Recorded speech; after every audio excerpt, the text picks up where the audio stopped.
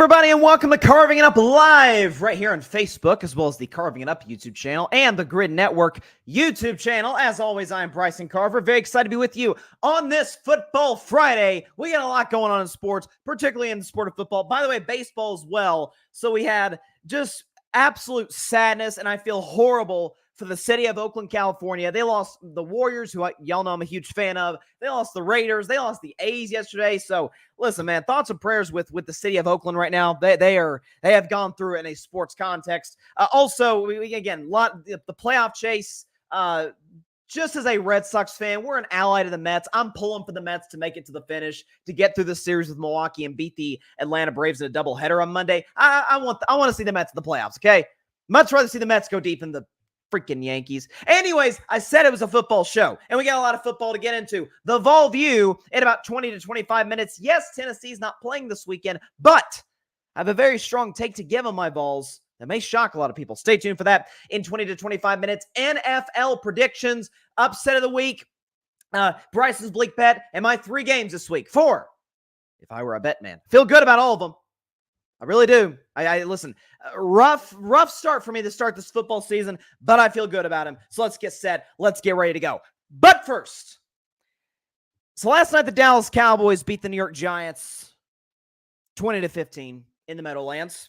And it was, for all intents and purposes, kind of a must-win for Dallas. I mean, listen, folks have waxed poetic about what their schedule ahead was going to look like. But if Dallas falls to 1-3, right, you got at my Pittsburgh Steelers. That's a tough one against the best defense in football. Then you got to come home. But as for the Detroit Lions, by the way, Dallas has yet to win a home game. We'll see if they can do so in week 6. Then they got to bye. Then they got to go to San Francisco, a team that has absolutely owned them in every which way, okay? You got to deal with at the Atlanta Falcons. That's a problem. Then you got to go back home to play Philadelphia Eagles. You stay home, but you play the Houston Texans. Then you go to Washington. I mean, it is an absolute gauntlet for Dallas moving forward. They had to win that game last night, and to their credit, they did. Would have been nice if Brandon Aubrey, hit what would be for him a chip shot, a 50-yard field goal. Would have been nice if they'd have covered. That'd have been great. But really, for Dallas, watching that game last night, I couldn't help but think of this, because we know, I say all the time, I've said it for 3 years on this show, it's like quarterbacks league.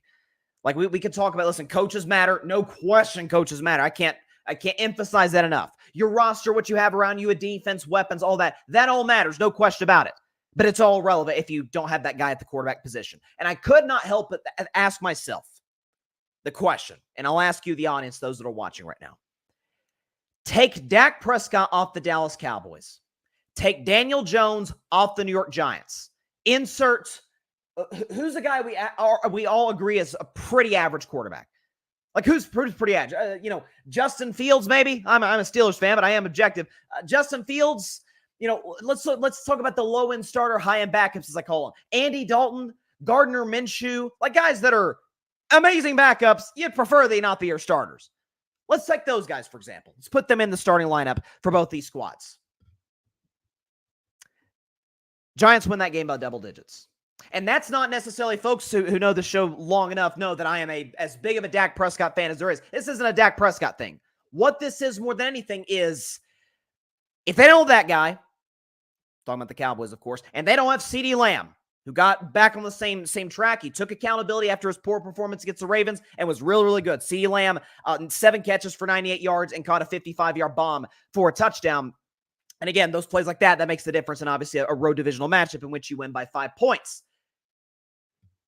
Outside of those guys, folks, Dallas isn't very good. And my guy, Mike Guido, shout out to him, Bi-Coastal Baseball, co-founder of the Grid Network. He was on this from day one. Like, this isn't a good team. Guido went so far as to say they could win 7 games. I didn't go that far. I actually said they'd win 11 and win the NFC East again, because my case was, well, it's kind of the same roster, and that same roster with an MVP candidate quarterback and an all-world receiver, despite average coaching and a below-average roster, did win 12 games in the division. And I still think Dallas is going to eke out the NFC East. Washington is still a little too young. The Giants, we know they aren't there yet. And as for Philadelphia, love their roster, don't necessarily trust their quarterback, and I don't like their OC and head coach whatsoever. Do not trust them in big spots. Just off of Dak, they'll be fine. We could show you the numbers. What Dak Prescott has done against this New York Giants team. I said on Wednesday's show, and I predicted this game, I said, matchups aside, because the Giants have the better coach, Brian Dable. Like I was hearing folks say today, oh man, was it Chris Canty? Respect to Chris Canty, former NFL player, but I heard him say on ESPN, this Brian Dable may not survive this season. I'm thinking, I cannot imagine sitting there for 3 hours watching the football game that we watched last night, coming home with the takeaway. Yeah, Brian Dable's the problem. Malik Neighbors, excellent. Giants have a solid defense and an improved offensive line. But the Cowboys have Dak Prescott, who still owns the Giants. We can show you his numbers since 2017. It's pretty good. 271 pass yards per game, 28 tuds, 6 picks, completes 68% of his throws, 111 passer rating, and he is 13-0. Last time Dak lost to the Giants, Obama was president. Mahomes was at Texas Tech. That's where we were at in America. But Dak, 13-0 in his last 13 against the Giants. That is tied for the second longest win streak against one team in the history of the National Football League. So if nothing else, you got that. And Dak wasn't amazing. Again, he had 221 yards, but he didn't complete 81% of his passes, 2 touchdowns. QBR 0 to 100 of 74. That's really good. And a pass rating of 125. That's really, really good. But if you watch that game, if you're a Cowboys fan, ran the ball fine. Kind of what you normally do. I mean, CeeDee Lamb, to be honest, was your best running back in certain aspects of this game, right? Dak was accurate. Dak was really good, but he's usually that. The Cowboys defense, to their credit, did stop the Giants' run game, a run game headlined by Devin Singletary, who's not exactly Alvin Kamara or Derrick Henry last time I checked. Both of those guys ran wild on the Dallas defense the last couple of weeks prior to this week. It's not that talented of a football team. And by the way, the numbers bear it out against the Giants. Like the Giants, you can make the case. You take the quarterbacks off the team. Daniel Jones, we know Dak's way better than Daniel Jones, but take them off and just replace them with league average quarterbacks. Say they replace them just like 2 carbon copies. Despite Dallas still, again, having the better quarterback, much better quarterback. Giants were kind of better than Dallas throughout most of the night. They had more first downs, more passing first downs, better third down efficiency, more total plays, more total yards, more passing yards, way fewer penalties. Cowboys had almost triple the number of penalties the Giants did. And time of possession, they dominated Dallas, despite really not having that much of a run game, which is the ironic part about it, is that Dallas couldn't get off the field. The Giants, it reminded you a lot of the Washington Commanders game, the difference is Giants were able to cash it in the end zone, even though they lost the game. The Giants moved the ball really well in Dallas. They just came up short in the red zone. They came up, empty in a lot of these cases, had to settle for field goals. This should not have been a game in many aspects. And Dallas isn't creative in offense. Dak is force-feeding one guy because it's the only guy that he trusts, because it's the only guy who's earned his trust. The O-line got worked again. Tyler Guyton, he's a rookie. He's only 4 games into his career. So we can't judge what he's going to be the rest of his career just off these first 4 games. But he has not been very good.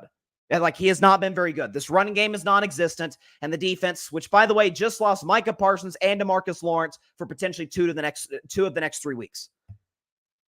So this is going to be a big stretch for Dallas, and in order to win these games. And by the way, if you're a Cowboys fan, the optimistic side of you could say, well, how did we win 12 games last year? Well, we had an MVP candidate at quarterback. We had CeeDee Lamb. And that was about it. Jake Ferguson's fine. I actually kind of like Jake Ferguson, but he's nothing special. Brandon Cooks can we put him on watch?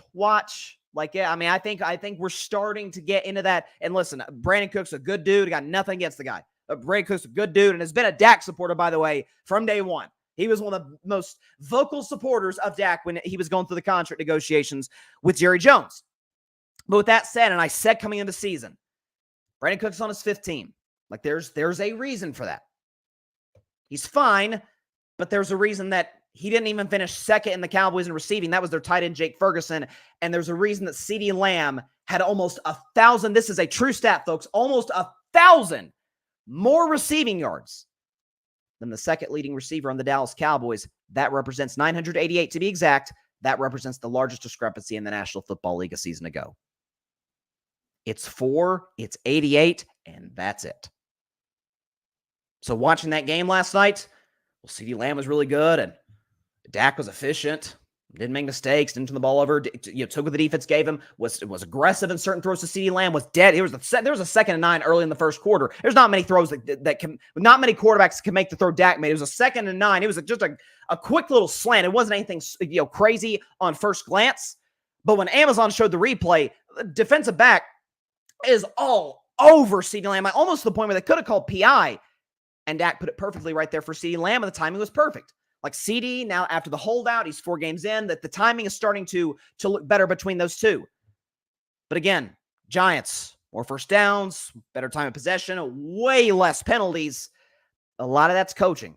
And frankly, a lot of that's the fact that the Giants, in terms of the receiving department, that Dallas has better, it's better in that regard just because of CeeDee Lamb, but Malik Neighbors is coming. I'm not sure what else he has around him, but Malik Neighbors is coming. The Giants O-line, I watched that game last night. They're better than Dallas's. Full stop. They're better than Dallas's O-line. The Giants have a solid defense, or actually a really good defensive front. Like some folks were talking about coming into the season, could the Giants be like a fringe top 6 or 7 defensive line? I thought they worked Dallas's O-line throughout the course of that game. The Giants moved the ball effectively. Now Micah Parsons is out. Now DeMarcus Lawrence is hurt, according to Mike McCarthy, even worse than Parsons is. So, listen, I don't like we're 9 days out of this game. But I don't like Dallas' chances at all against my Steelers. At all. On the road, yeah, you get extra time to prepare, but it's Mike Tomlin versus Mike McCarthy. I'm going to go Tomlin. It's the Cowboys with 2 elite players against the Steelers defense who has bare minimum 4 elite players on that side of the ball. I'd go 5. Joey Porter Jr., Minkah Fitzpatrick, Patrick Queen, Alex Highsmith, and obviously the great TJ Watt. So I don't like Dallas in that matchup. They come home for Detroit now. They're home for that game, and Dak has had a lot of success in his career when facing Jared Goff, but Goff has the significantly better roster. Then he goes to San Francisco. I'm just going to say on the out front, Dallas is going to lose that game. Like, they are not beating the Niners. Niners will probably be healthier by that point. Kyle Shanahan is, again, McCarthy's okay. Shanahan's like one of the 3 best football coaches on planet Earth. It's an unfair matchup in that regard. At Atlanta, I like Dallas's matchup in that regard. Dak, and when he's faced Kirk Cousins in his career, has been unbelievable. He's been great against Philadelphia. I like Dallas in that matchup as well. Houston, we'll see. So, but these next 3 games for the Cowboys, I could very easily see them being 2-5 going into that Atlanta game. I really could. So winning last night, kudos. There's no such thing as a bad win. But that was a reality check for the Cowboys. It's not a very good football team. They're just carried by an awesome quarterback and an awesome wide receiver. Full stop. See what we got in the comments. AJ from the Cowboys Can Fan Podcast. What's up, my man? He says, what could the Cowboys do to change your mind? Well, it depends on what you mean, AJ, by change your mind. If you're talking about viewing them as a Super Bowl contender, I mean, they'd have to revamp the roster at the trade deadline, and it's not like the NBA where you can make a few moves and all of a sudden you feel differently about your team. Like, remember when the Lakers a couple of seasons ago, they were like under 500 and LeBron was playing amazing and so was AD, but the ancillary pieces just were not cutting it. And so the Lakers went out and got some guys and ended up going to the darn conference finals. That doesn't happen in the NFL. Maybe if you add one player, like when the 49ers added Christian McCaffrey 2 years ago, you can make moves like that. I've suggested Dallas wouldn't be out of their mind to go after Devontae Adams because I do not believe Devontae Adams will be a Raider by season's end. But I don't see special. I mean, I look at the rest of the NFC, even San Francisco, when they're healthy, listen, we know what the Niners are capable of when they're healthy. They're a juggernaut. When Detroit's healthy, they had San Francisco down by 17 on the road in a conference championship game. You need to talk about the Atlanta Falcons. That's more projection than anything, I'll admit. But Kirk is the best quarterback that they've had in a long time. Certainly since Matt Ryan, but since peak Matt Ryan, you got great weapons, run game, defense has some good pieces. We saw what the Saints did to Dallas. That kind of goes without saying. And we're just talking about the NFC here. So, I mean, even Philadelphia, and I do think Dallas is going to beat Philly for the division because I don't trust coaching at all with Philadelphia. They have a way better roster than the Cowboys do. No question about it. So, if the question is what could they do to change my mind in terms of them being a championship contender, this season, nothing. I don't see it. So, listen, Listen, Dallas will still be relevant. That's not, Jerry Jones will do everything in his power to ensure that that's the case. In that regard, he's an elite marketer. He's just a terrible, terrible general manager. And it feels like folks are coming around to it. Like I heard Dan Orlovsky say on Get Up. And by the way, Orlovsky, who, by the way, a lot of respect for, I think does a great job at ESPN. But he has not exactly been the biggest Dak Prescott cheerleader. That's putting it mildly. I would not call Dan a Dak Prescott hater like a Shady McCoy. But like Dan has been critical of Dak. And he said on yesterday's Get Up early in the morning on ESPN that I think his quote was, no franchise has set up their quarterback more for failure than the Dallas Cowboys have with Dak Prescott. To which I say, Dan, welcome to the party. We opened 2 years ago. Like this, I remember coming on my show. Dallas lost a week 1 game to the Tampa Bay Bucs. This was Tom Brady's last year. I remember very, very well. And I remember coming on this show the day after, the Monday after, and saying, I don't know what everybody watched, but specifically on offense, Dallas is not very good. And by the way, they still had Tyron Smith. They still had some guys that were fine. Ezekiel Elliott was closer to his prime at that point. But I'm like, CeeDee Lamb's really good, and not very good after that. There was some Noah Browns. There was, God bless him, Michael Gallup. Just nothing special. Look at the contenders. Mahomes has Kelsey, who saves his best for the playoffs, and Rashee Rice. All of a sudden, look at Rashee Rice. This kid is really, really good. Okay? It's not good. The Texans got 3. Texans got 3 really good receivers. Dak has 1, and then, like, as the great Bill Parcells would say, Jags after that. Brandon Cooks in year 11 is your second best receiver. Probably not in very good shape. Brandon Cooks had 1 100-yard game last year. Just for what that's worth. So again, this upcoming schedule for Dallas is tough. And again, as far as the Giants, again, I heard Chris Canty say this morning on ESPN, like, man, Brian Daboll is not going to survive this season. And I'm seeing a lot of Brian Daboll criticism today. And my response to that is, again, I'll put it up one more time. This graphic. They were better than Dallas in most of the important stats. First downs, passing first downs, third down efficiency, total plays, total yards, passing yards, fewest penalties, 4-11. Dallas had 11 penalties, 8 of them in the first half. Giants had 4 total. And then they beat the Cowboys by 11 minutes in time of possession, despite not running the ball well. So what does that tell you? Daniel Jones was pretty good. Yeah, his stat line will say that, he threw the late interception, but that was more of a kind of a Hail Mary, last gasp type of throw. Like, I almost don't, it counts on the stat sheet just like the rest of them, but we know all interceptions are not created equal. But Daniel Jones, 29 of 40, 281, passer rating of QBR 59. Like, he wasn't bad. We've seen some bad Daniel Jones performances over the last couple of seasons, even despite having Brian Daboll. But, we're talking about a guy. Josh Allen and we'll see what Josh Allen does this year, because I think we could get a different level from this guy if that's even comprehensible. But Josh Allen's best statistical years, Brian Daboll's his coach. Like, Josh Allen kind of regressed a little bit in 2022 and then the first half of 2023 without Brian Daboll. It wasn't until Joe Brady came in that we started to see, oh, okay, there's Josh Allen. There's the great quarterback that can potentially get the Bills to the promised land. This is the guy had so many folks fooled about Daniel Jones. Daniel Jones threw 15 touchdown passes the year the Giants got to the playoffs. 15, and he got a $40 million per year contract. Last season, in terms of average annual salary, up until Dak signed his deal, Dak and Danny were making the same amount of money. That's stable. Malik Neighbors. There was, Shannon Sharp. I was watching Nightcap.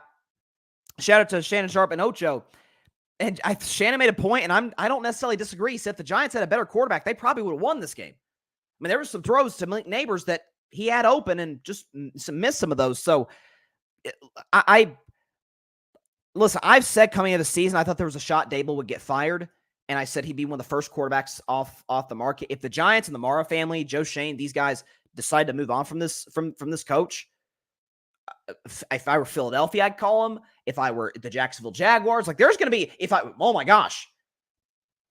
Let me throw this out there. Just throw it out there. Let's say the Giants season, they're 1-3 now. Let's say the Giants don't play very well and Brian Dable gets fired.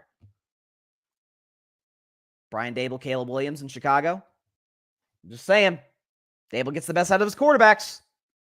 If he can make Daniel Jones competent, the heck he can do with Caleb Williams. I mean, I'm just saying, I was really, really shocked at some of the post-game reaction to Brian Dable. Really shocked in a major way. Quickly, before we go to break, I did want to say, so we've got, in terms of Major League Baseball, first of all, again, and I said this at the top of the show, I said this in the open of the show, I genuinely feel terrible for Oakland sports fans. I feel terrible for that city. So I'm a Golden State Warriors fan. I have rooted for this team since the 2013-14 season. They kind of caught my eye during the 2013 playoffs when Steph Curry went on the run that he went on. I'm like, man, who is this guy? Like this Steph Curry guy, he's amazing. And so I became a fan of the Warriors at that point. I could have never dreamt that this team could have reached the highs that they did in terms of being an incredible dynasty, and in 2017 being the single greatest basketball team to ever hit the floor. Oakland is part of what fueled that. Oakland is part of what made me a Warriors fan.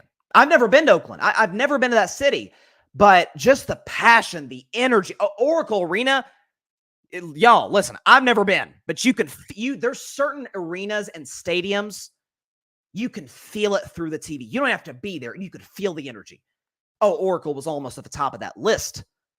When Oracle got rocking, I mean, listen, Google Baron Davis dunk over against the Utah Jazz in the 2007 playoffs, the We Believe Warriors, and see how loud Oracle Arena gets. That place could get crazy, like literally shaking. And so, again, nothing against San Francisco. I feel like the Warriors should have been able to stay in Oakland. I blame a lot of the management in that city for blowing that. And again, I get San Francisco, Silicon Valley. It's more corporate. I get that, but Chase Center can get loud. It can, because the Warriors still have a very passionate fan base. It can't replicate Oracle. Part of it was how the arena was designed. Again, that's another discussion for another day. Oakland loses the Warriors in June of 2019 after we lose the finals to Toronto. They lose the Raiders in that same year, 2019, in that December, 6 months later, and then 5 years after that, they lose the Oakland A's. Like this, I watched a lot of that game yesterday when they were playing the Texas Rangers. And I never thought I'd watch an A's-Rangers game in late September when both teams are mathematically out. But just because of the history of it, genuinely feel terrible for that city. Genuinely. And the fact that, nothing against Sacramento, but the fact that Sacramento's got a professional sports team and Oakland has none, it's a shame. It really, really is. Because the energy in Oracle was unbelievable. The energy at the Coliseum, particularly for the Raiders, was like different. The Black Hole, nothing against Vegas. They did a good job, and it was a great Super Bowl destination for Kansas City and San Francisco last year, and Vegas is a great city, but man, like it feel genuinely bad for the city of Oakland. They did not deserve what they got at all. At all whatsoever. So that's my rant on Oakland.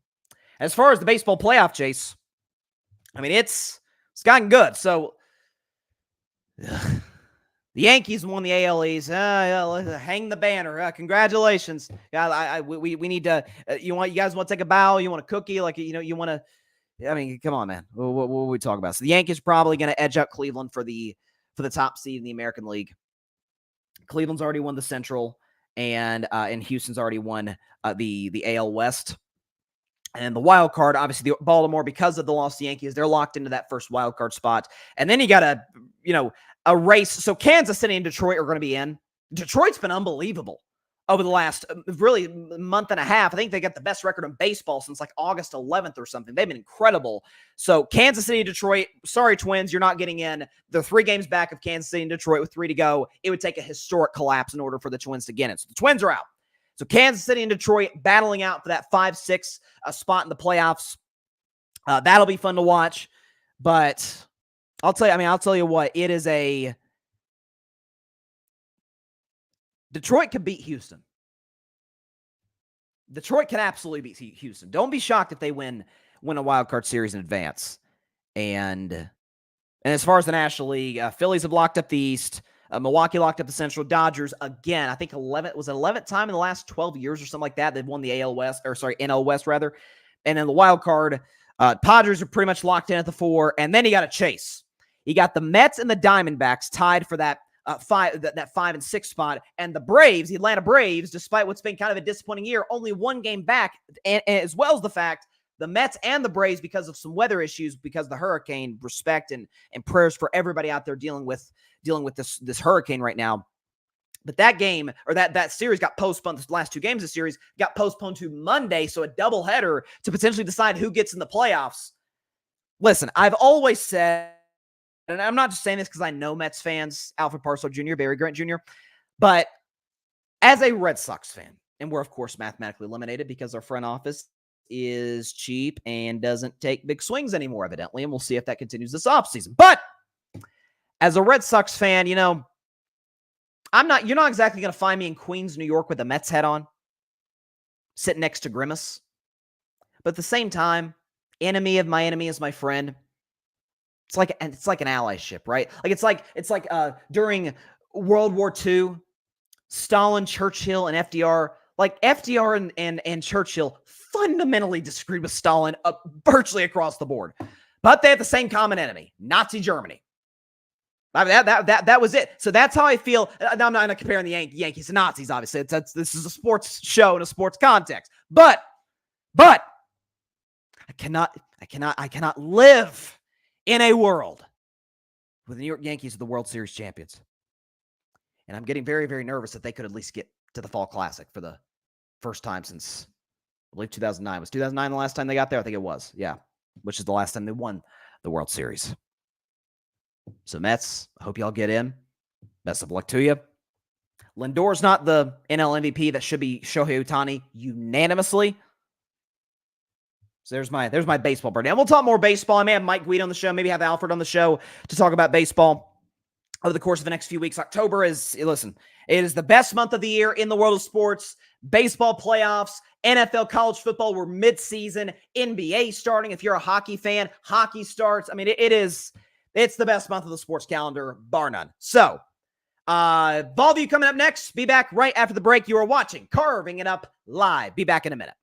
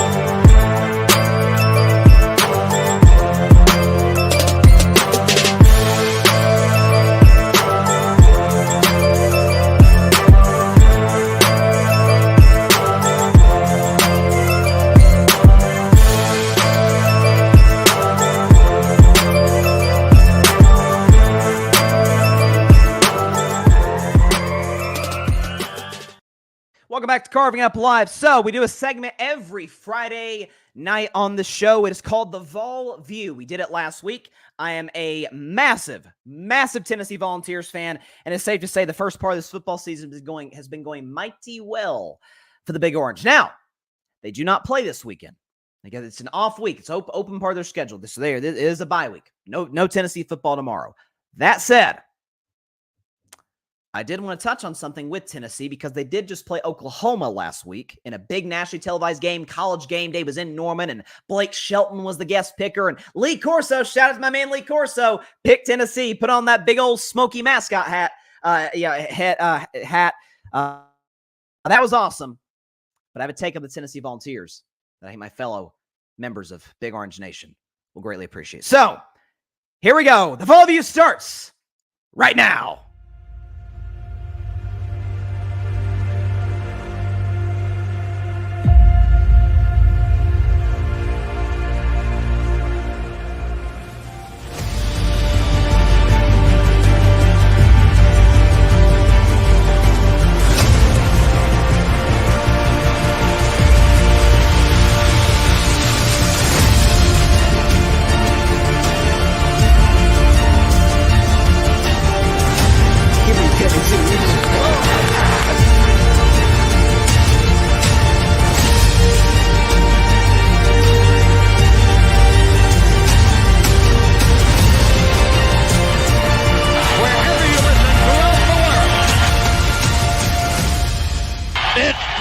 time in Tennessee.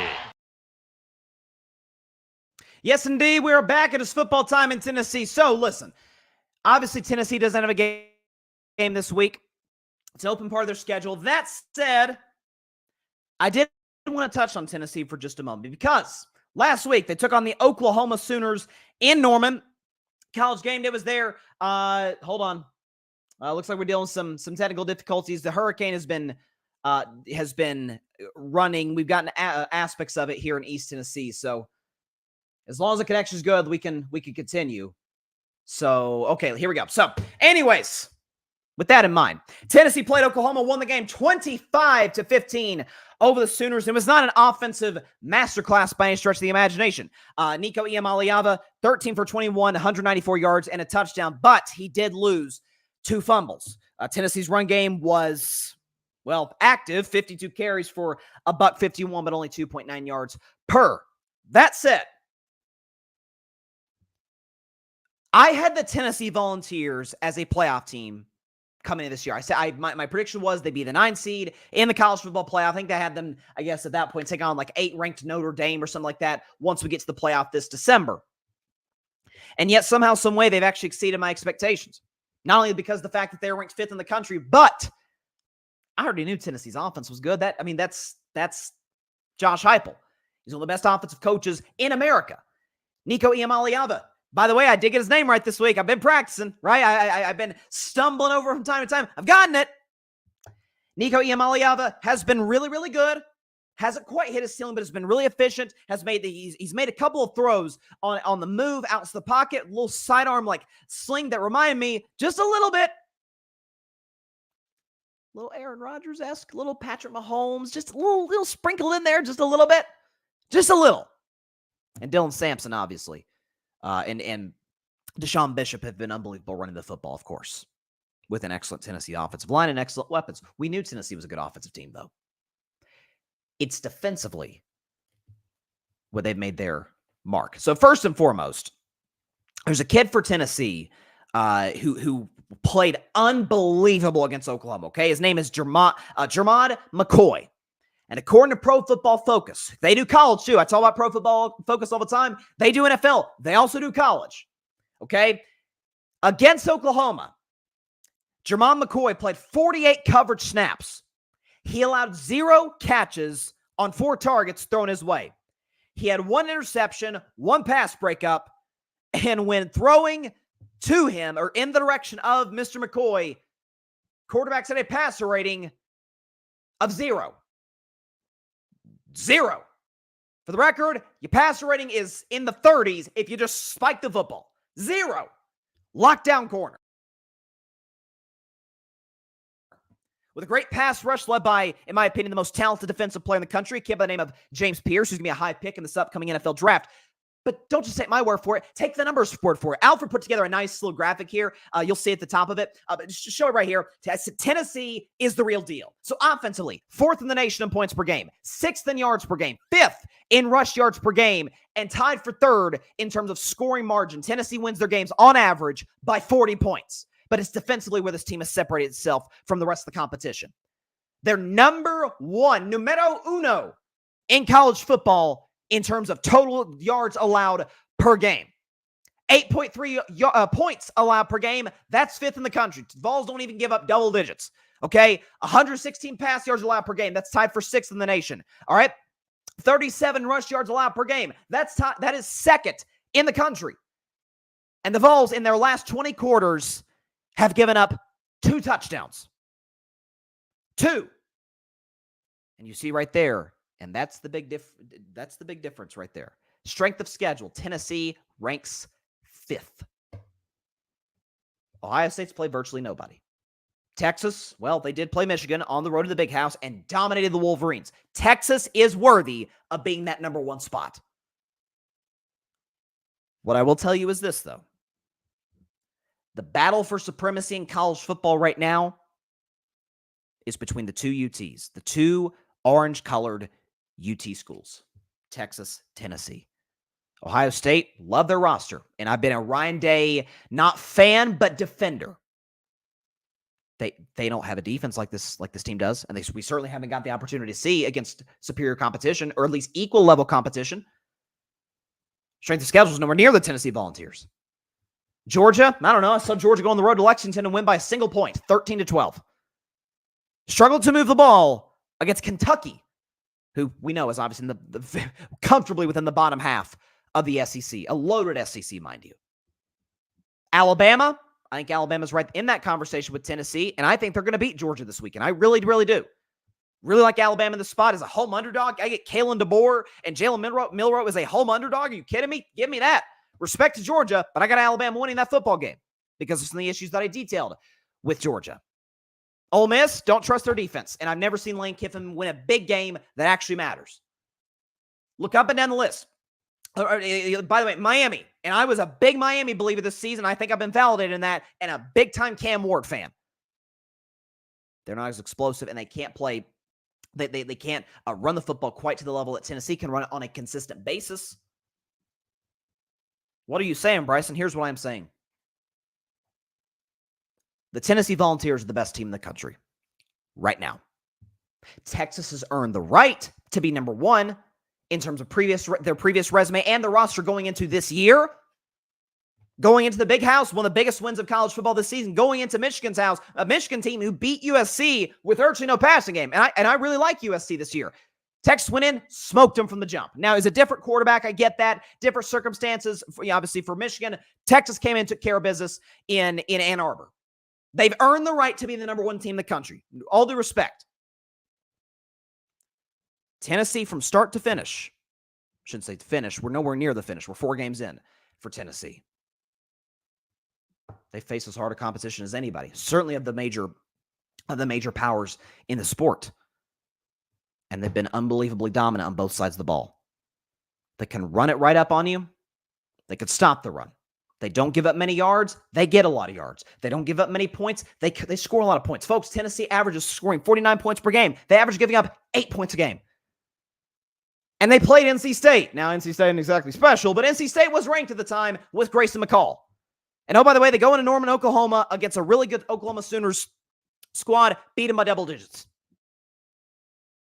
And that game was in Tennessee's grasp, in Tennessee's control, virtually the whole way through. Efficiency from Nico, good play calling, good situational play calling by Josh Heupel. Tim Banks doing an unbelievable. Listen, I don't know what the Tennessee Volunteers are paying Tim Banks. I don't know what he's making. I don't know what his salary is. Listen, he's a blank check guy. There's certain guys in sports or certain individuals in sports where I don't care what I'm paying you. I need you. That's Tennessee with Tim Banks. They put resources into that defense. Like 2 years ago, Tennessee was the number one team in the country. Defense wasn't that good. Had some nice players. Byron Young, who's in the NFL now with the Rams. They had some players here and there, but they weren't terribly special. This is the best team in the country right now. Now, we won't get a whole lot of a big look at that for Tennessee the next 2 games because they play Arkansas and Florida, both of which they will mollywop. But then they go and play the Tide in Neyland Stadium. Get Kalen. I said before the season, I was devastated. Not devastated. I love Nick Saban, but I was jumping for joy when Nick Saban retired, and I saw they hired Kalen DeBoer. I'm like, you got to be kidding me. We can't catch a break. Alabama's still Alabama. You play Alabama. A few weeks after that, you play Georgia, in Athens, Georgia. If Tennessee splits those 2 games, and we'll see what, of course, happens as in terms of the landscape of the rest of the country, Tennessee's probably going to be the SEC championship game. And so, for this week's edition of the Vol View, no game tomorrow. Tennessee's on an off week. But from what I've seen through these first 4 games, and I monitor college football closely. I watch a lot of Texas. I watch a lot of Georgia, Bama, the big powers, Ole Miss, all these schools. I'm not saying Tennessee's like head and shoulders. They're not 2019 LSU by any stretch of the imagination. Nobody's shown me that they are more consistently productive on both sides of the ball than they are.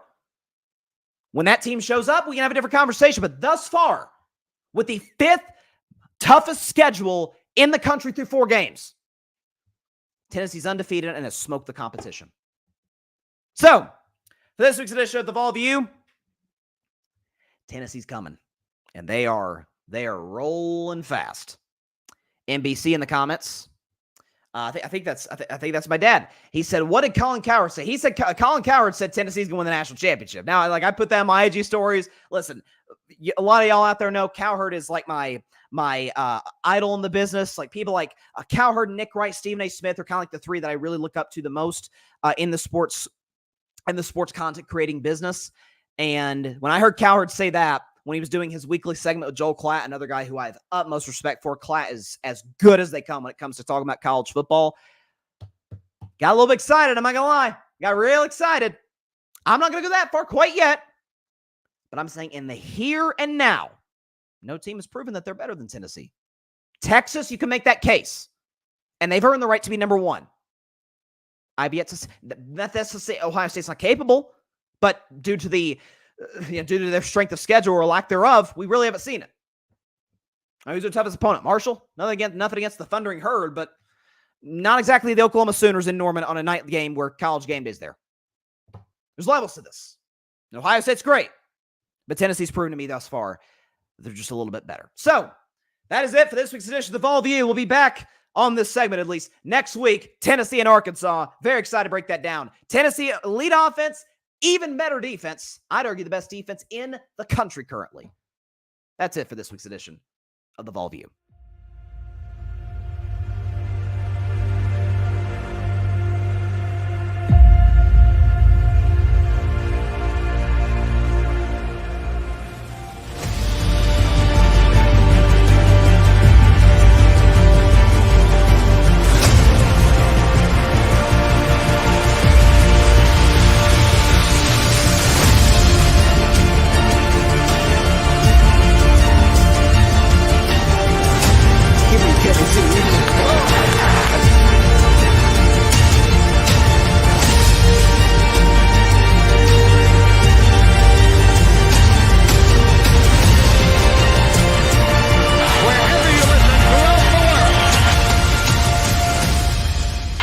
Football time in Tennessee.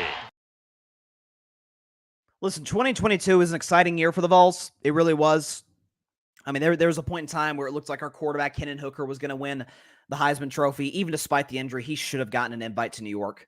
That was a crime committed by the college football media that I will never forgive them for. But the win against Alabama, destroying LSU on the road, I was like, hang on a second. Like this team could go the distance. Now the defense had the stink up of the century against South Carolina, the South Carolina team that was okay. And Hendon Hooker got hurt in that season, went up in smoke. And then last year, Tennessee was solid. Tennessee was a top 25 team and proved over the course of that season. It's about as exciting as a time for Tennessee football as they've had since the firing of Philip Fulmer, the legendary College Football Hall of Fame coach. So, tell you what, it's coming. Tennessee is they're in really good shape moving forward. I'm trying to get real quick this graphic up on this graphic ready for our next segment where we predict all of the games. Let's see what we got up in here. Because I want to make sure we put into, because I do a segment every Wednesday carving up the context. I want to put into context what my predictions are coming into this little week 2 stretch, this week 4 stretch in this time for the National Football League. I apologize because sometimes this gives some problems. Are we gonna be able to get it? Hang on. I want to make sure we can, again, provide context for what was not a great week 2 or week 3 for me, but setting the stage for what I think is going to be an excellent week 4 in terms of predicting games, in terms of if I were a Bettin Man, all the above. I feel really good about it. So, okay, I think we do have it on the screen. So let's go ahead and put that up there. My win-loss record a week ago, and in terms of the context of this entire season. So week 3 last week, not great. 7-9 against the spread. It was actually pretty good. I got the upset of the week correct. If I were a Bettin Man, I think I went 1-2, so not great. But against the spread, I was actually better than just straight up picking the games and just the money line. So in that regard, we're fine. We're moving forward. I feel good about myself in terms of my prediction. So let's go and get the background music going. Let's predict week 4 NFL Sunday action in the National Football League. Here we go. We'll start with my first segment. and it's my favorite segment every week on this show. It is called Bettin Man. We're a Bettin Man. Oh, I'm loving this. I'm looking at the Pittsburgh Steelers, my Pittsburgh Steelers, taking on the Indianapolis Colts in Indy. Steelers are favored on the road at -2.5. Here's what I'm looking at, folks. The fact that the Steelers are the best defense in the National Football League. Second, if my numbers were correct, second against the pass, sixth against the run, number one scoring defense in the National Football League, giving up 8.7 points per game. I said earlier in my segment when I was talking about the Cowboys' upcoming schedule, I said they're about to face a defense. Their next game is against a defense that I think has 5 elite players. Okay? Joey Porter Jr., Minka Fitzpatrick, Patrick Queen, Alex Highsmith, and the man, the myth, the legend himself, the best defensive player in the National Football League, T.J. Watt. And T.J. Watt and that defense going to have a field day against an Anthony Richardson who, while incredibly talented with an elite coach, I think, at least an elite offensive coach in Shane Steichen. God bless him. Anthony Richardson wore Tim Tebow's number at Florida. He obviously played at Florida, and his completion percentage looks like Tim Tebow's. Anthony Richardson, folks, is completing 49% of his passes. You're telling me that that's going to work? It didn't work against the Green Bay Packers. Now, Green Bay's got a solid defense, much improved. It ain't Pittsburgh. You struggled against the Green Bay Packers. You think it's going to work against Pittsburgh and that pass rush with Mike Tomlin coming in? Justin Fields playing efficient football, getting it done. Calvin Austin breaking away on some long touchdowns. George Pickens doing his thing. By the way, the fact that the Colts have arguably the single worst rush defense in professional football. Oh, this is a Najee Harris, Jalen Warren fest. Justin Fields going to be running himself. Give me the Steelers. All right, minus the 2.5 and in a double-digit win by a final score of 24-13 over the Indianapolis Colts. If I were a bet man, take Pittsburgh minus the 2.5 and to win this thing, obviously outright, 24-13 over the Indianapolis Colts. Love my Steelers in that spot. If the line was like 4.5, 5, maybe I'd feel it would not make it if I were a bet man. Let's put it that way. But the Steelers absolutely win this matchup in every which way. Denver Broncos, New York Jets. Listen, the Jets fans are going to get mad at me for this, but I think for the second straight week, this is an insane line.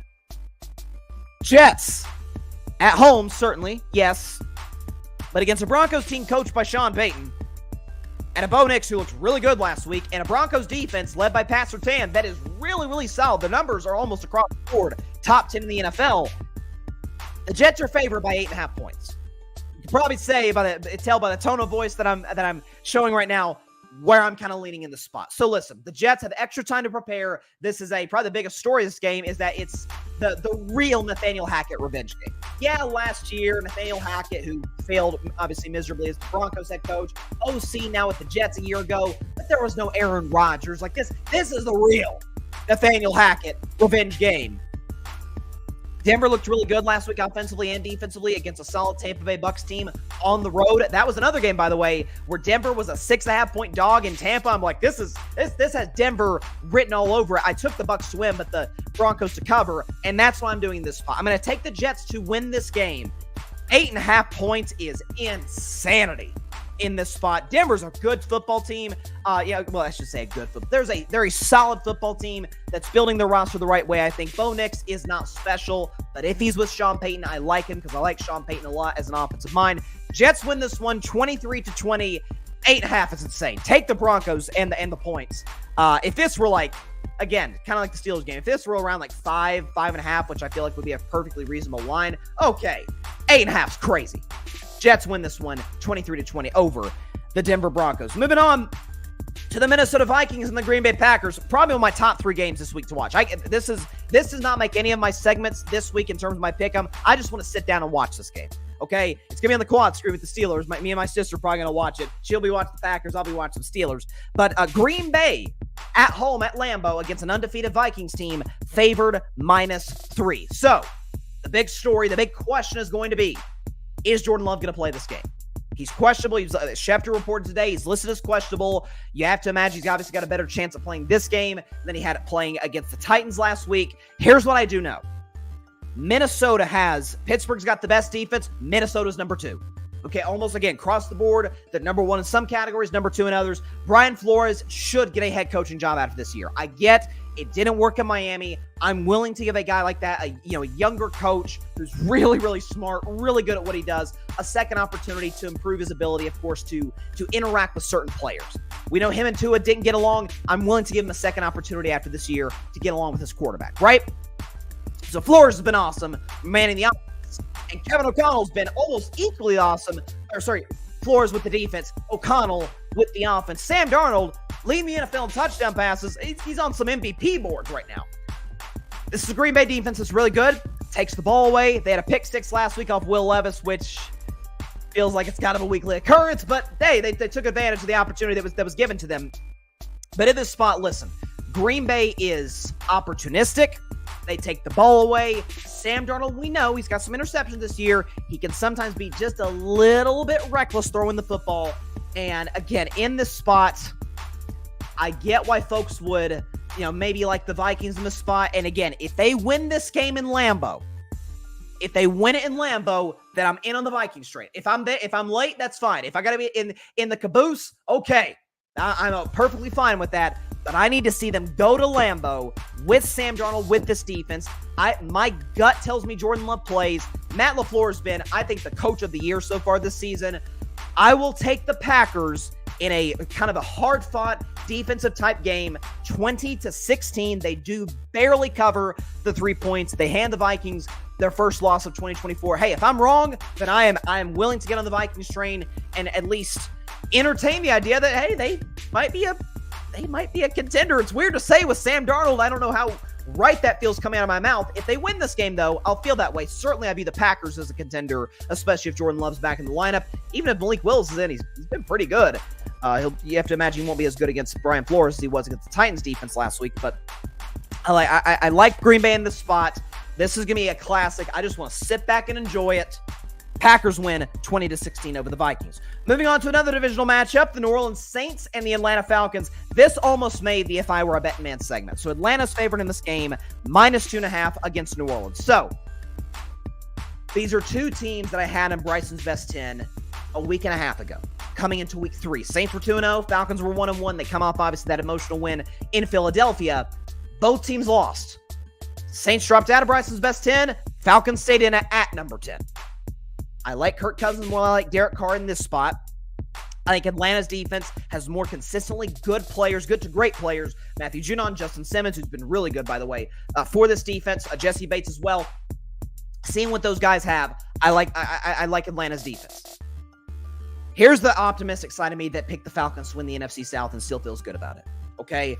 Their 2 losses come to Pittsburgh, which that's, as I said coming into week 1 when I picked my Steelers to win, that was going to be an institutional win for the Pittsburgh Steelers. It's Mike Tomlin. It's, again, against a guy in Raheem Morris as in his first game as the head coach of the Falcons. Kirk Cousins' first game as the Falcons quarterback. Older quarterback at least, off an Achilles injury. Pittsburgh's defense. It was going to be a Steelers home game because Steelers fans, hey, we travel with the best of them.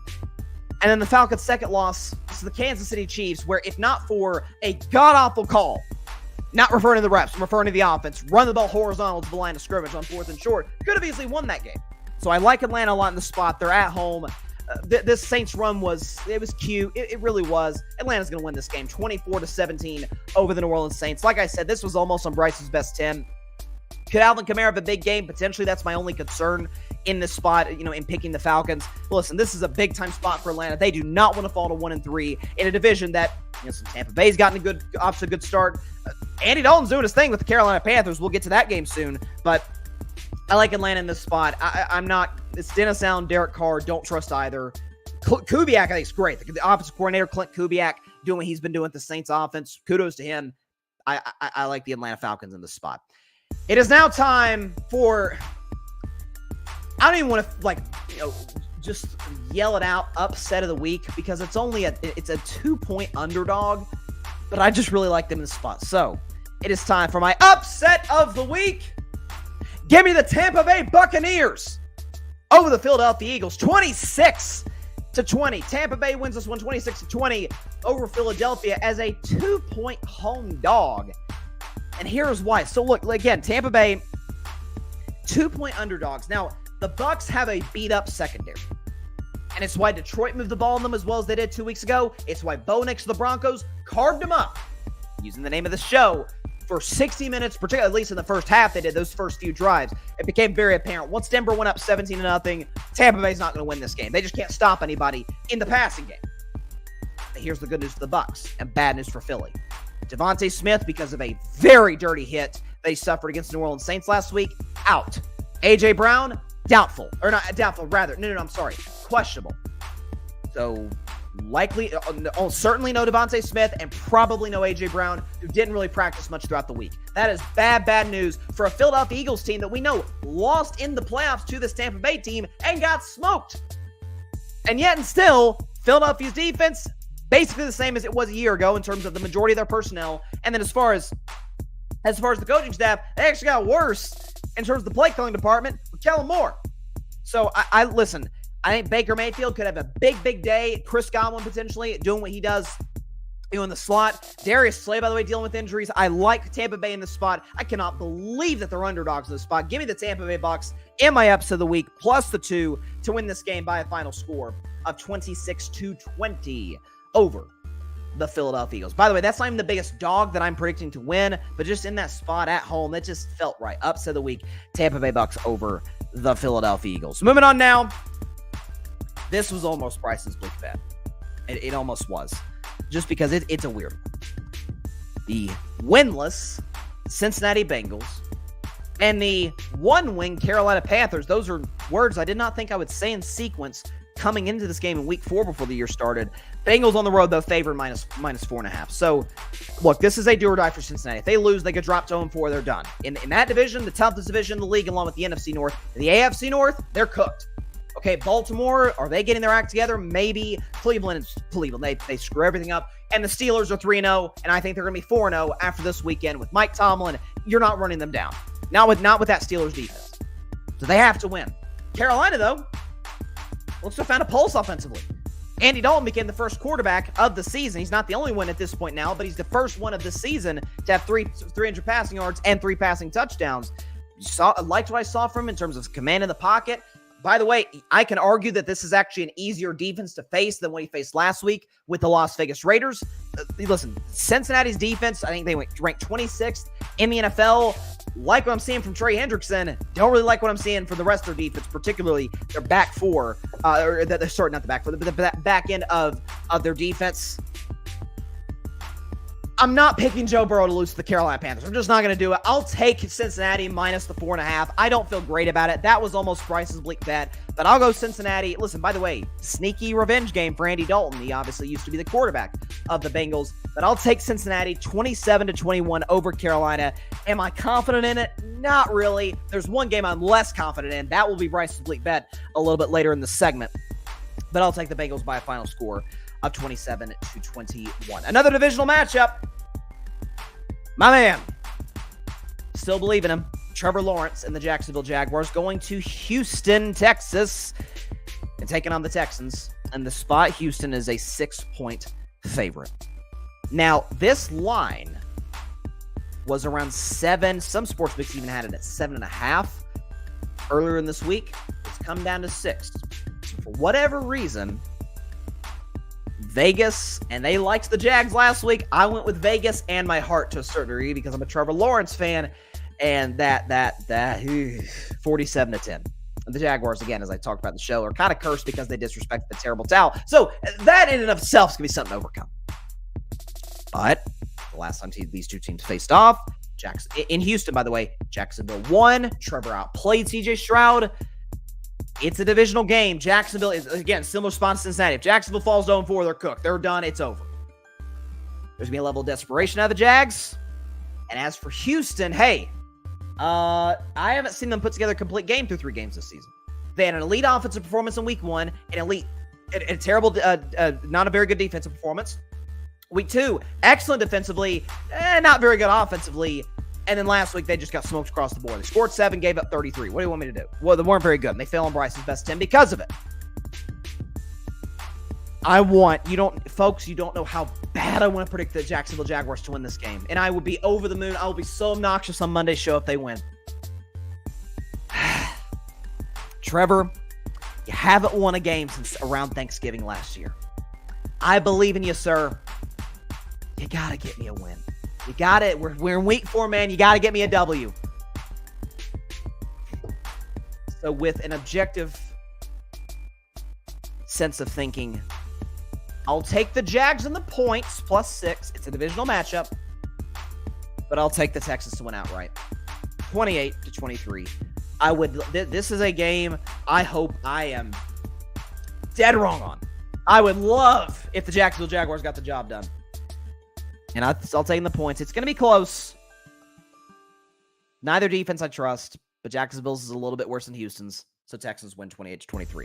All right, it's now time for is it the next game? All right, my next game in my favorite segment that I do every week. It is a call once again. Yeah, Bettin Man. If I were a bet man, I love this one. This is my favorite bet of the week. Los Angeles Rams, Chicago Bears from the Windy City. The Bears are 3-point favorites. So both teams coming in at 1-1. Rams coming in after their first win of the season. A crazy finish against the San Francisco 49ers divisional opponent in LA, where we know that might as well been a Niners home game. The Niners fans always outnumber the Rams fans in Los Angeles. So you have that and a Bears team that has an unbelievable defense. They've been outstanding, particularly the pass rush, but just cannot get it going offensively, particularly the run game, which has been arguably the worst in the NFL. I picked the Bears last week in this very segment if I were a bet man, because the fact that, hey, the Bears can't get a run game going, but the Colts can't stop the run. What happened, though? Against the worst run defense in the NFL, Caleb Williams threw over 50 times. That's a play calling problem, and that's a running the football problem. That's an offensive line problem. I still like the Rams front 7. There's Puka Nakua's out. Cooper Kupp's out. But if we know anything about Matthew Stafford, and if we know anything about Sean McVay, they can make Island of Misfit toy guys work. We can make him work. And by the way, looks to be getting back some offensive linemen. I think the kid, is it Note Boom, the left tackle? Looks like he's coming back from injury, which is going to be huge against this Bears pass rush. This can be a close game. It's going to be, again, knockout, drag-out type of a game. Listen, to me, the deciding factor, obviously Stafford's better than Caleb, even though y'all know I love Caleb. I think the kid's going to be freaking awesome, particularly once he gets the right coaching staff around him. But Matthew Stafford does have the right coach with him. Sean McVay, Matt Eberflus, that's not close. If I were a bet man, take the Rams and the points and to win this game. Take the money line as well. Take them to win this game by a final score of 20-16 in Chicago over the Bears. Rams win 20-16 over the Chicago Bears. If I were a bet man, take Los Angeles +3. There you go. So, moving on to the Washington Commanders and the Arizona Cardinals in their first afternoon slate of games. This can be a fun game. So, both defenses, for different reasons, I don't think are very good at all. The Washington's defense, particularly on the back end, it might be the worst in the NFL. Their secondary is trash. Straight up. It's bad. Despite Dan Quinn, who I think is an elite defensive mind, calling it, they just don't. I talked to my man Parnell. Shout out to Parnell. Subscribe to the Sports PSP podcast. Had him on the show on Wednesday. And I asked him the question. I said, is it part of it partly a Dan Quinn problem? Is it sort of a personnel problem? And Parnell, who watches more Commanders football than I do, was like, no, it's a personnel problem. The defense just isn't that good. And all the pass rush and their secondary is atrocious. But as for Arizona, their defense isn't great at stopping the run on a consistent basis. Well, we know the Commanders can run the ball. Of course, Jaden Daniels, also Brian Robinson, Austin Eckler. Doesn't look like Eckler's going to be available with the concussion, but you are going to see points. This game's in Arizona. It's a 3.5-point spread. Vegas really likes the Cardinals in this spot. All the wise guys, all the bettors out there. I like Arizona as well. I could see Marvin Harrison Jr. going for $180. I'm dead. I could see Marvin Harrison, $180 receiving, 2 touchdowns. He and Kyler are simpatico on the money. It's a short week for Washington, in which they played in Cincinnati on the East Coast, flew back to Washington. Now they got to fly out to the West Coast to Arizona. It's a quick turnaround. I'm going to go with the Commanders in the spot. High-scoring game by a final score of 30-26 over Washington. Listen, I wasn't exactly a Cardinals believer coming into the season, but I did say it was going to be a fun offensive team to watch. Kyler and Marvin Harrison Jr., it's going to be a fun offensive team to watch. They've got pieces. So I'll take the Cardinals in the spot. Minus the 3.5 to win this game at 30-26 over the Commanders. So next up, this is our biggest spread of the year. thus far. New England Patriots, San Francisco 49ers, and the Niners are favored -10. So great news for San Francisco. George Kittle is back in the lineup, or at least appears to be the case, given the recent reports coming out of San Francisco. The Patriots, at this point, their best news is they had 3 extra days to prepare. I don't think I should spend a lot of time in this game. The Patriots might have the least talented roster in the NFL, and even despite the injuries, the Niners still have a top 10 roster at the bare minimum in the NFL. The defense is getting some pieces back. Obviously, Nick Bosa and Fred Warner, 2 of the best elite defensive players in the NFL. Hargrave is gone for the season. It's not going to hurt them against the Patriots. Ramondre Stevenson's their best player, but the Patriots O-line is god-awful. Purdy's going to cook. Kittle could have a couple touchdowns. Jordan Mace going to do his thing. It's going to be a block party in San Francisco. Give me the Niners with the spot. I don't even need to spend a lot of time in this. 35-13 over the Patriots. This should be an absolute walkover. If the Niners lose this game, I am literally done on them as contenders. Like, I'm not even kidding. They're cooked, but they're not going to lose this game. 35-13 over the New England Patriots at home. It is now time for Bryson's Bleak Bet. Is the one game every week that I have absolutely zero confidence in predicting, but hey, you gotta predict them all, I guess. Cleveland Browns, Las Vegas Raiders from Sin City. Cleveland on the road. Favored -2.5. So these are 2-1-2 teams coming off of tough losses. The Raiders losing to a Panthers team that didn't look like they belonged in the National Football League, for crying out loud, at home. A 6.5-point favorites, which I did take the Panthers to win that game, and nonetheless, did see that kind of performance coming. And as for the Browns, I was correct in their last game, in which I predicted the Giants in my upset of the week. Deshaun Watson wasn't very good, wasn't very accurate. The Browns defense looks to have kind of tailed off a little bit. Myles Garrett's dealing with injuries. The offensive line for the Browns is dealing with some injuries as well. Here's what I've come to. Look, the Raiders' 2 best players in their team by far are Max Crosby and Devontae Adams. Both guys are out. The Browns' offensive line deal with injuries. Antonio Pierce called out his team after that game against Carolina. Some guys are making business decisions, basically question their effort. So I think you will see a more intense sense of urgency for the Las Vegas Raiders in the spot.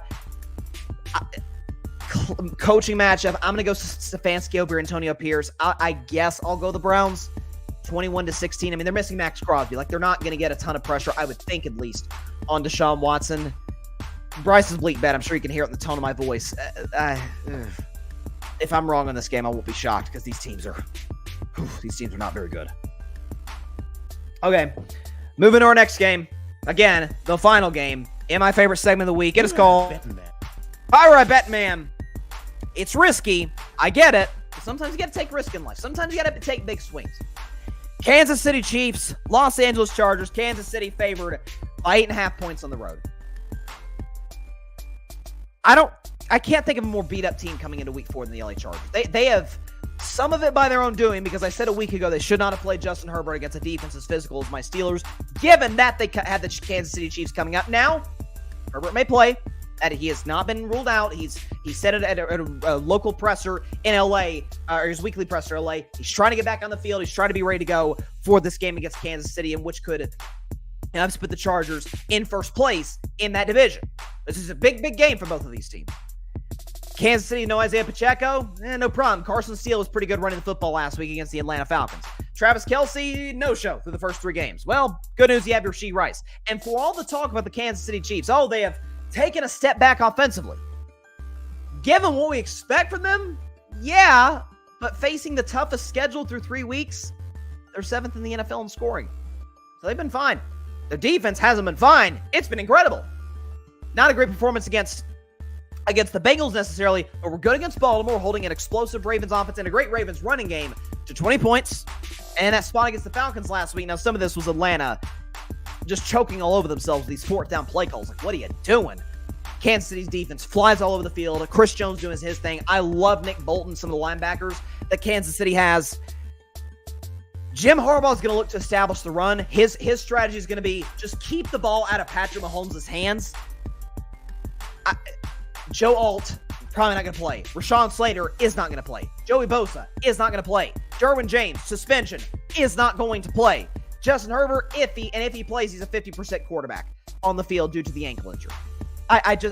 Listen, it's just too many bodies to lose. Y'all know I think this is This matchup that we're seeing on Sunday in LA, I think is going to be an AFC Championship preview. I picked the Chiefs to three-peat, but I also picked the Chargers to be the shock team like the Lions were last year. Like I picked the Lions to be the shock team last year, and they were. I think that's going to be the case with the Chargers. I really like their roster. It's better than folks give it credit for. Coaching staff's great. Quarterback's great. But the quarterback's beat up, may not even play. His two best tackles, the best tackle duo in the league, will not suit up. Give me the Chiefs. If I were a Bettin Man, take Kansas City in this spot, minus the 8.5, 27-17 over the Los Angeles Chargers. Listen, I'm going to be straight with you. If the Chargers were healthy, I'd probably pick the Chargers to win this game. I really would. Just too many guys to miss, too many defensive players, offensive linemen. It's just not, they just don't have enough to beat a Kansas City Chiefs team that, contrary to popular belief, they're not living up to expectations, and yet they have a top 5 defense and the 7th best offense in terms of scoring. I think Kansas City's going to be fine. If I were a Bettin Man, take the Chiefs, minus the 8.5. Finally, this is going to be a fun one. Buffalo Bills, Baltimore Ravens from Baltimore. So the Ravens in this spot favored minus 2.5. So this is going to be a fun one. So Josh Allen and Lamar Jackson have faced off 3 times in their career. These are 2 of the 5 best quarterbacks in the game. No questions asked whatsoever. Josh Allen right now, in my opinion, would be league MVP. Lamar Jackson was really good against Dallas. I think made the throw of the game on that 3rd down and 6, because if he doesn't, give the momentum Dallas has, I think Dak's going to lead him to a game when he drives. So it was a clutch throw by Lamar to put them in position to get their first win of the season. Here's the thing, though. If I can pull up the stats here, okay? Josh Allen is 2-1 against Lamar Jackson. But in those 3 games, neither quarterback has been good whatsoever. In those games, Josh Allen completes 52% of his passes. Lamar completes 64. 64 is not terrible. 52 is. Josh Allen, 215 total yards. Lamar Jackson, even less. 199 total yards. Josh Allen, 4-2 touchdown interception ratio. It's solid. Lamar Jackson, 4-4 touchdown interception ratio. Not great at all.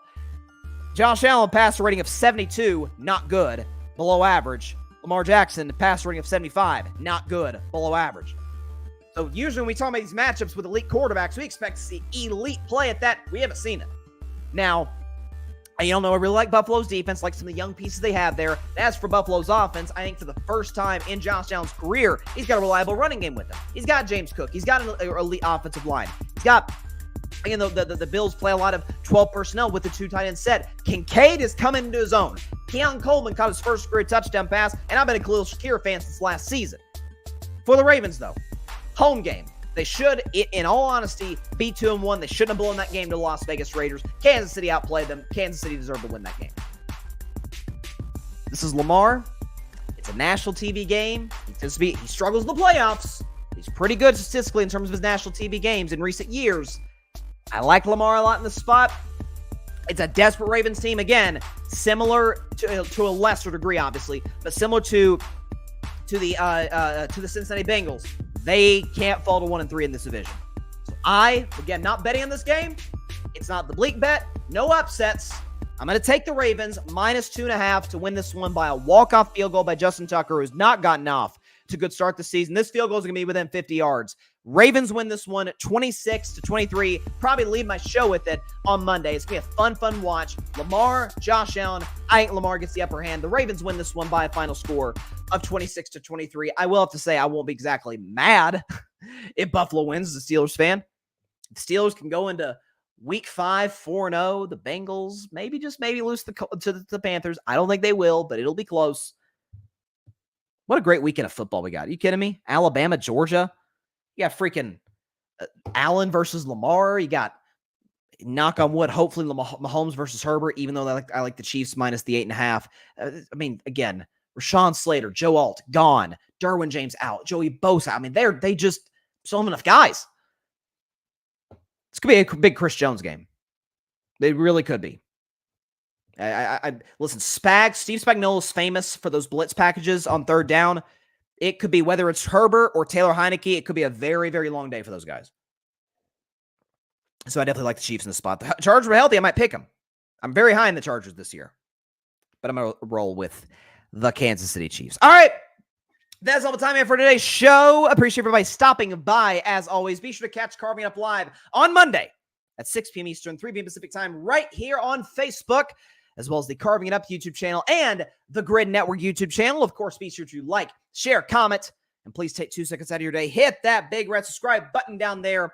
It helps the channel grow exponentially. We are on the road. Hopefully, the next goal is to get to 5,000 subscribers. That is our next benchmark we are trying to hit. So if you've not subscribed, just takes a couple seconds. Hit the big red subscribe button down there, and boom, you're part of the Carving It Up family. If you have subscribed, appreciate it. Thank you so much. It means everything to me, to my family, to everybody involved with the show. Please tell your friends about it, your family about it, everybody you know about Carving Up Live, except for your sleeping cat. Again, the effects of the hurricane, we've gotten some of it here in Tennessee, and Nealon was pissed. Cats don't like water, man. They just flat out don't like water. Some do. The majority are not crazy about it. And my man Nealon is no exception. Also, just as importantly, be sure to go subscribe to the Grid Network. That is GRYD, the Grid Podcast Network, right here on YouTube, as well as any and everywhere that you get your favorite podcasts, be it Apple Podcasts, Spotify, iHeartRadio, any and everywhere that you get your favorite podcasts. You can find us at the Grid Network, where we dare to be different. Check out my man Patrick Brown writing some great pieces for the Grid's website. As for the rest of our content creators, check out all of our stuff on YouTube and anywhere that you get your podcasts and anywhere that you check social media. Our clips are everywhere, man. It's everywhere. We are growing. So definitely be sure to stay tuned to our content. In the 8 o'clock spot, by the way, every Tuesday night, 8 p.m. Eastern, 5 p.m. Pacific. Great game show. You definitely want to stay tuned in for that. That's like our big show on the Grid. So definitely watch that. All right. Great football weekend. Baseball coming to an end. I'm already seeing some NBA headlines. Like we are about to enter October. We're this close. The best month of the sports calendar. It is. Listen, to quote the Harbaughs, who's got better than us? Nobody. Man, I can't wait. All right, I will see you on Monday. Please be sure to stay safe out there. Please be sure to take care of your physical as well as your mental health. And please be sure to contact your local state representatives and senators to demand change for gun violence in America. Doesn't matter where you lean, right, left, center. This is an issue that impacts every single one of us as Americans on a day-to-day basis. And no matter what anybody tries to tell you, oh, it's not a problem, or, oh, there's only one solution to the problem, both are BS. Both are not true. It's a huge problem that needs a number of nuanced solutions to address it. And especially this being an election year, if there's anybody running, be they in office or not, that shows no sense of urgency at addressing this issue, got to vote against them. We have to solve this problem as soon as possible to save as many lives as we can in this beautiful country. And so very, very important. All right. Bama, Georgia. I got Bama, by the way. Want that on the record. I got the Tide. I'm not gonna say their catchphrase because it just tastes like poison coming out of my mouth. I'm not saying it. But Bama wins this one and elevates to me to the second best team in the college football playoff. The playoff rankings haven't come out. They're still going by the AP. But next week it'll say Texas 1 and Alabama 2. And I think Tennessee's better than both. Anyways, that's all we got. See you on Monday. Stay safe out there. God bless y'all. Peace out. I'm telling you, the Vols are coming, baby. Even though we're off, they're coming, baby. Thanks so much for watching the show on YouTube. And be sure to go click that big red subscribe button and check out the other clips and full shows from Carving It Up Live, as well as our other incredible content creators here on the Grid Network.